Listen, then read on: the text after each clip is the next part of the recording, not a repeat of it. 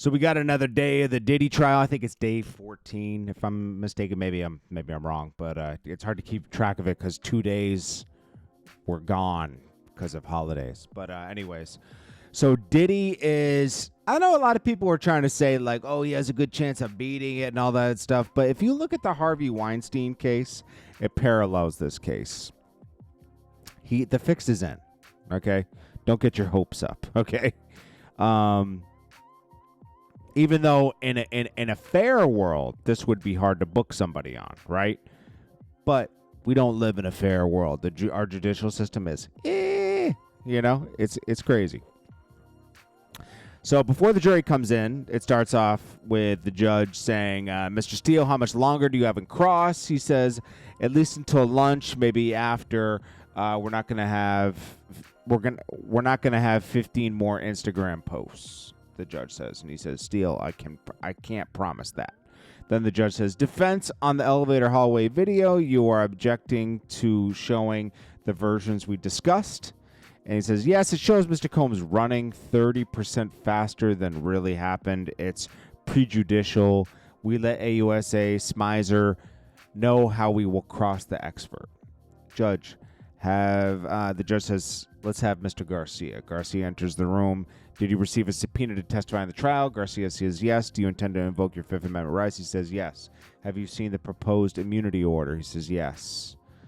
Government says, Your Honor, on that basis, we propose you sign the immunity order. Done. Judge brings in the witness, Mia. She takes the stand. All rise, and then we start, okay? The judge says, Your Honor, we renew our objection. Judge, Mr. Steele, are we going to show this video? You haven't laid any type of foundation. Take the video down. Steele, did you work as an assistant to someone? Maybe 2008 or 2007, Mia says. Mia is the assistant to Diddy, right?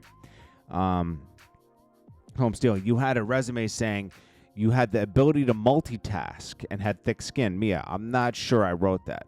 Holmes Steele, that you were able to deal with uncomfortable situations 24/7. They object. Then it's overruled because it's not in evidence, right? Steele says, did you use your CV? What's a CV? I don't know what that is. It looks like it. Then they admit an exhibit. Admitted. Steele says you went to James Madison University as well as it's a well-known institution. She says, sure. Steele says, then you're a design assistant. She says, yes. Combs Steele, in 2008 and 2009, you say you provided round-the-clock support, all personnel and professional needs, keeping passports they all collected. Mia says, I don't remember. I didn't travel. Steele says, but you travel with Mr. Combs' companies. She says, yes.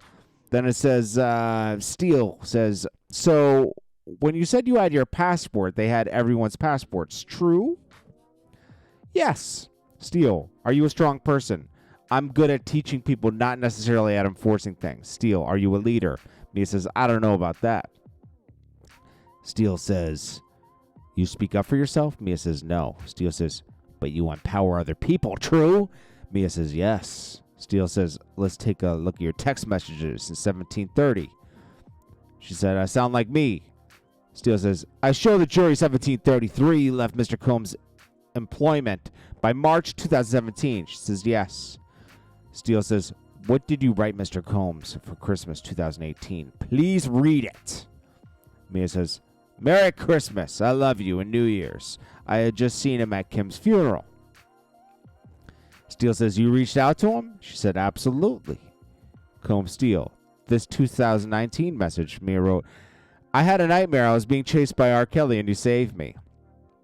Steele says, the person who you say hard R word you, took advantage of you, saved you? They object. They need to rephrase. Steele says, here, what did you write? Sending you all the love in the world, Mia sends to Diddy. You were not in his grip anymore. She said, it's psychological. Steele says, why do you keep referring to it as psychology? Why did you do this? Kim Porter's tragic death was 5 months before. Say you were reaching out to Mr. Combs? Mia says 5 months is not a lot. Combs Steele. What didn't you understand that Mr. Combs was brutal to you? How did you write this? They object. Mr. Steele, let's have a brief sidebar. They sidebar. They come back. Steele says, now, May 14th, 2020. You're texting Mr. Combs to what? She said, my heart is broken about Dre. In my spirituality, I know when people are done with physical world, it's that they've completed their mission. I love you. What is this about? Steele asks. He auditioned for the James Brown's part that Chad Bossman got. I told Puff I'd email him the videos of this audition. Then Steele says, you cared about a video camera? You carried about a video camera. He required me to do it, Mia said. Pre-iPhone, I was required. Combs Steele, do you have any footage of Mr. Combs berating you? Objection. Overruled. Mia says, I would not have allowed to be record that. Steele says, do you have anything about Mr. Combs berating you? She says, it would have violated my confidentiality. Steele says, you have no text messages? Mia says, they should be, they should me one on direct. What? They should me one on direct. I think the guy wrote that wrong. It says showing what? Puff saying, F it, let's go to war. Nothing else. Mia says, only reaching out to people in the office. Things other than I'd seen. Steele says, what did you write here? She says, I wrote, we had so many funny memories. Oh my God. Steele says, anything in your phone about being brutalized by Mr. Combs? She says, I don't think so.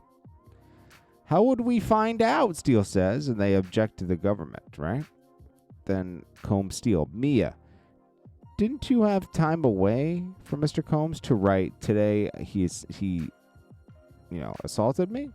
She said, I didn't have time and would not have written that. Steele says, on August 29th, 2020, he wrote you, glad you're well. Please send me the footage for the doc.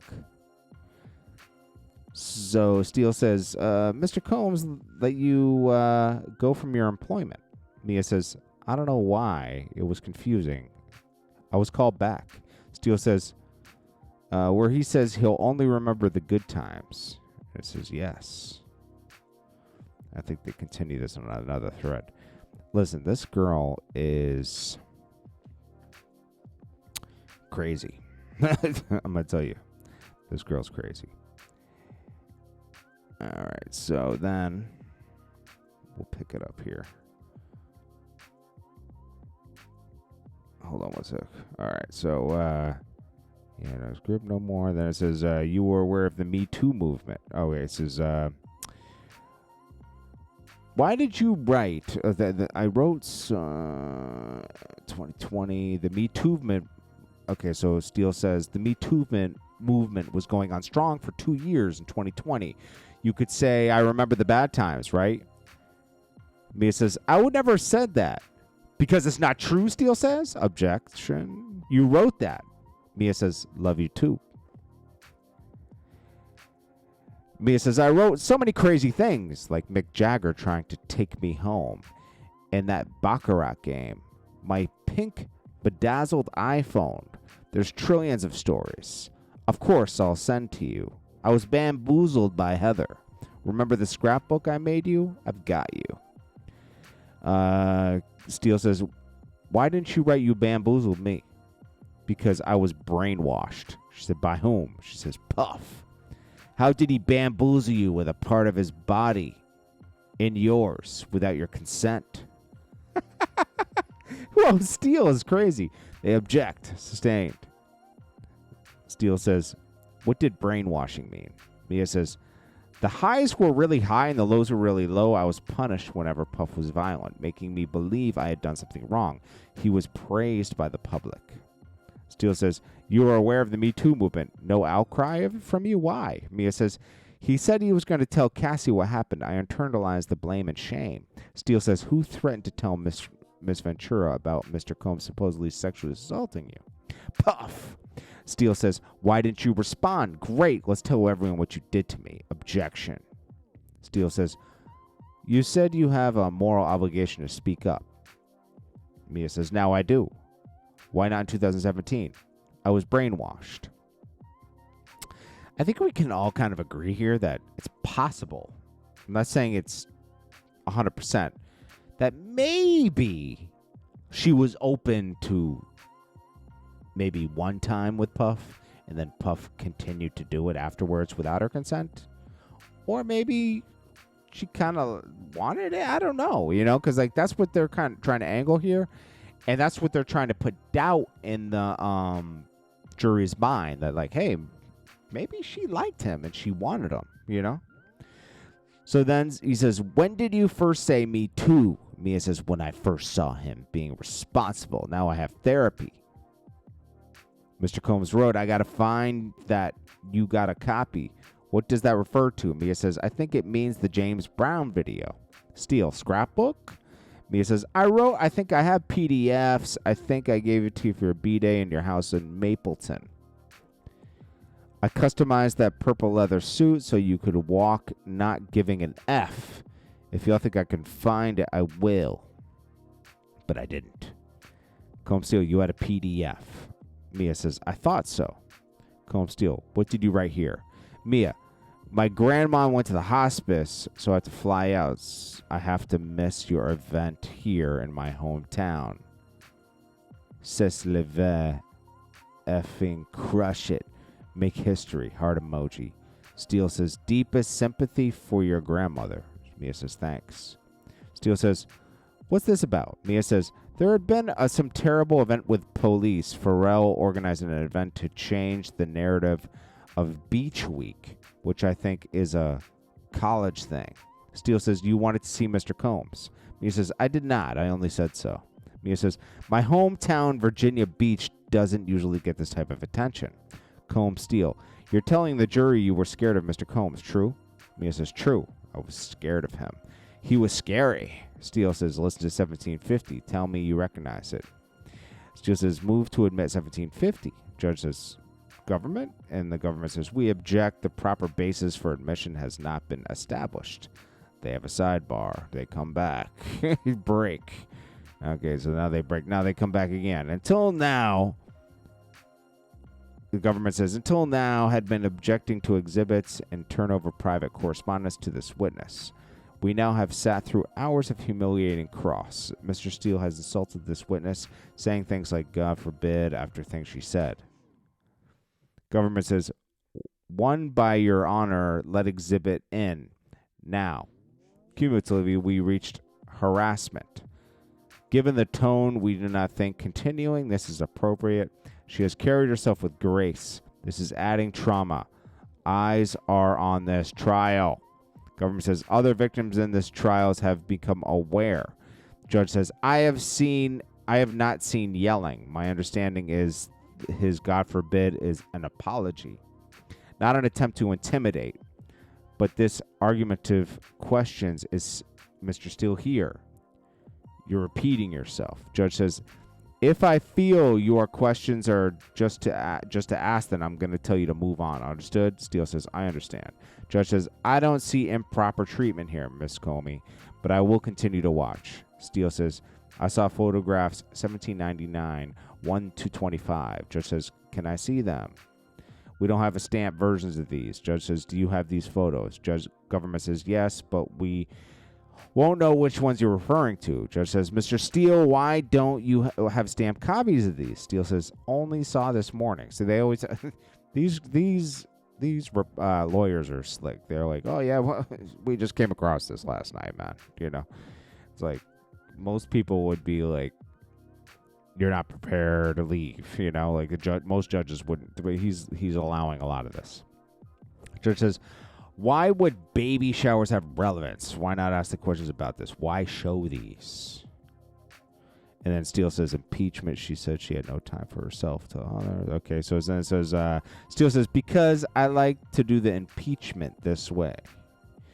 Absent any further showing, they are excluded. Admit them for the record. Judge says no.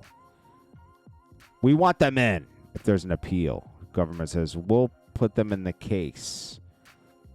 That's how we handle it. Steele says, I asked Mia, you still have friends? And she says, I did not see them. I did not have an external sounding board. She said there was no time. Judge says, the problem is putting in the post. They are not relevant. They are cumulative.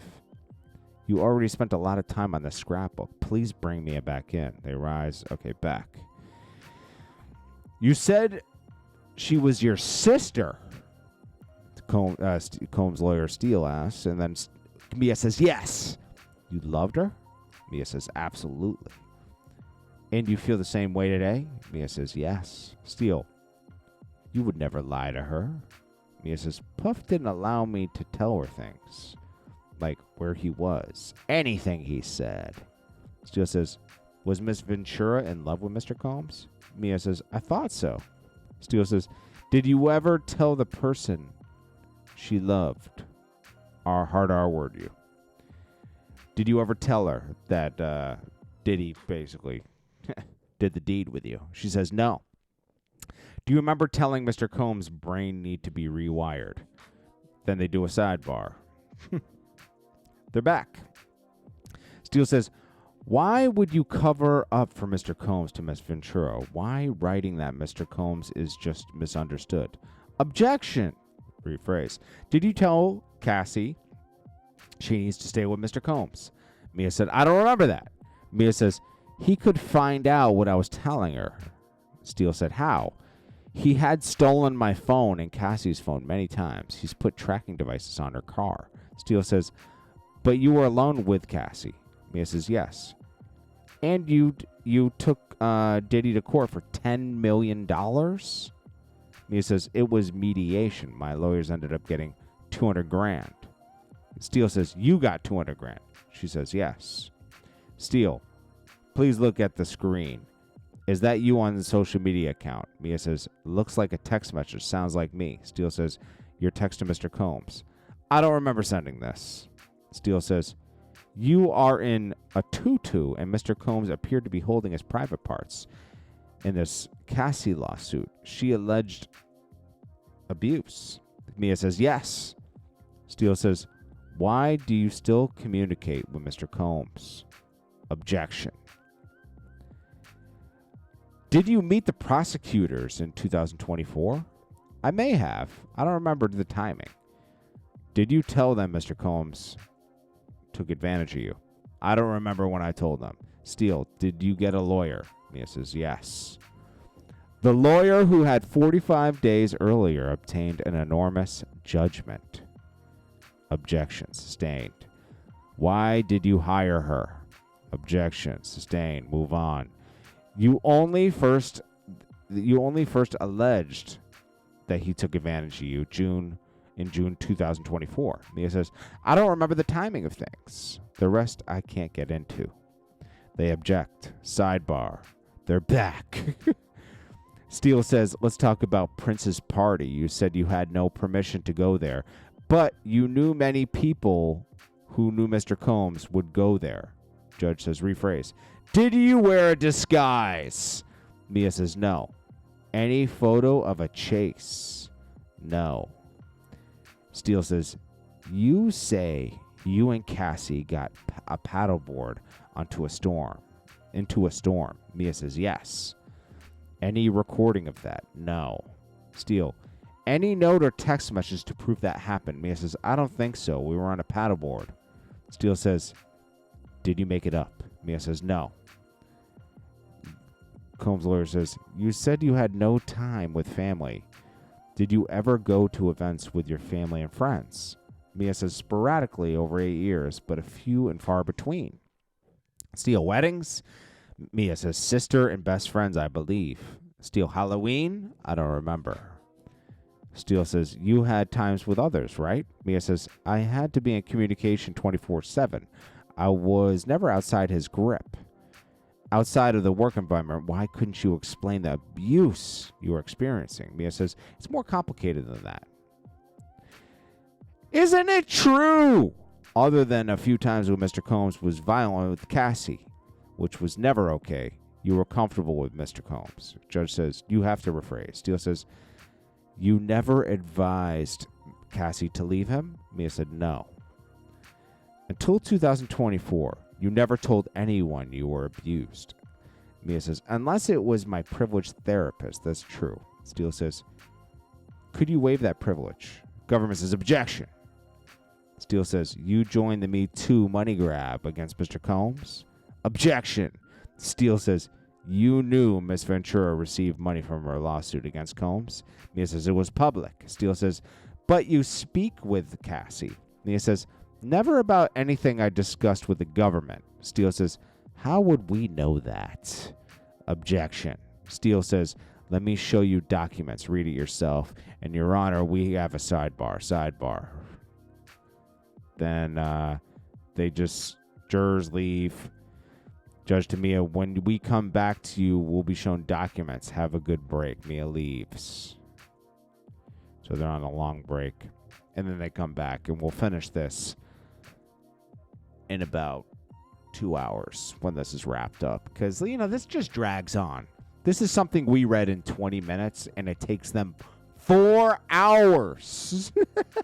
4 hours. Think about that. Court sucks, bro.